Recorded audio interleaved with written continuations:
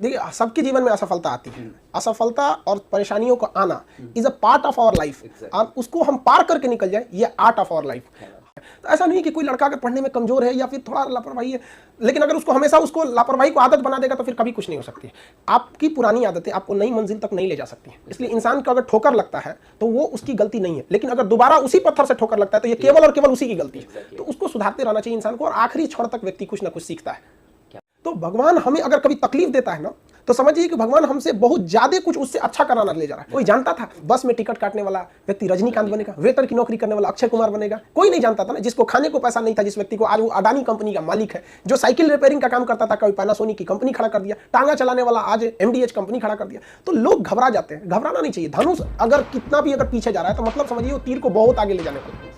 पानी में अगर आप अंडा को डालेंगे तो उबल के वो हार्ड हो जाता है, आलू को डालेंगे तो अपने आप को पिघला के नरम कर लेता है, लेकिन चाय पत्ती डालेंगे तो पानी को बदल देता है। तो हमें परिस्थितियों से नहीं घबराना है, परिस्थितियों को अपने कदमों की तरह कुचल के रख देना है कि देख तुझसे मेरे हौसले कितने बड़े हैं। और उसको भी लगे, परिस्थितियों को भी लगे और आसमान और तारों को भी लगे कि नहीं भैया हिंदुस्तानियों से नहीं टकराना, क्योंकि यहाँ छीनी हथौड़ी वाला भी उठाता है तो पहाड़ चीर देता है। वो तो लड़के इतना ठोकर खा जाते हैं कि ठोकर भी शर्मा जाता है, कहता है कितना ठोकर देंगे इसको, कहीं ना कहीं सेटल करा ही देते हैं इसको। जो महाभारत में कर्ण का जीवन देखिए, क्या दुनिया में कोई उससे ज्यादा दुख सहा है? जो उम्र में वो माँ के गोद से लिपट के दूध पीने की उम्र थी, उसे गंगा में दहा दिया गया।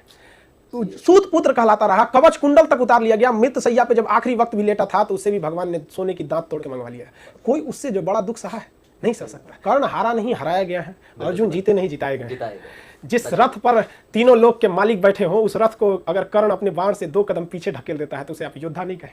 जिस दिन अपनी रॉयल्टी देखनी है, अपनी औकात देखनी है, तो अपने पिताजी का पैसा इस्तेमाल करना छोड़ दीजिए। शाम तक आपको अपनी औकात समझ में आ जाएगी। आप अपना पेट नहीं पाल सकते हैं, प्यार करने निकले हैं। शाहजहां ने भी ताजमहल बनवाया था तो खुद के पैसे से। क्योंकि लाइफ बड़ी अजीब चीज होती है, जब तक आपको समझ में आएगी आधी बीत चुकी रहती है।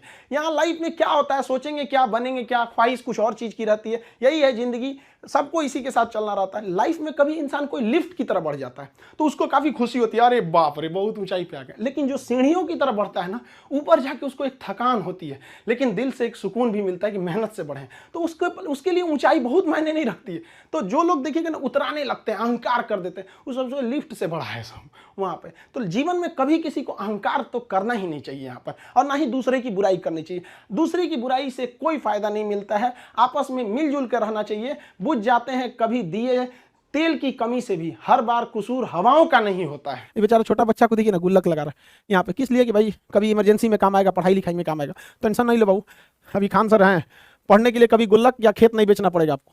जब तक हम हैं, पढ़ाई को इतना सस्ता बनाएंगे कि कभी भी पढ़ाई किसी गरीबी की वजह से किसी की पढ़ाई नहीं छूट सकती है। आखिर में हम आप सबसे यही कहना चाहेंगे कि ये दुख, ये दर्द, ये गम, ये सब तेरे अंदर है। तू खुद के बनाए पिंजरे से बाहर निकल के देख, तू अपने आप में एक सिकंदर है।